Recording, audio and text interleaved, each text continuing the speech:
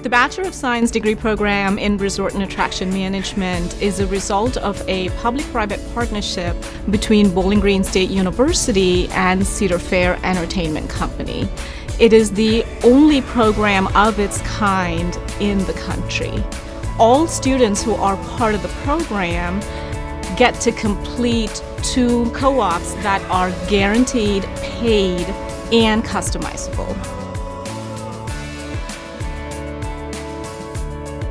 Having BGSU be more of the classroom and getting the book smarts of it all, and then being able to go and partner with Cedar Fair and get the hands-on experience is something that nobody else has out there. I would like to do more of the management side of an internship, just because I want to be able to run a theme park one day, and with the different opportunities in leadership and the different co-op experiences I will have through this program, it's just going to be an overall exciting journey, so I'm excited to take it. The fact that I could find a job or a co-op in so many different parks around the country is incredible. Like, just knowing that this company is so big and that we have so many opportunities.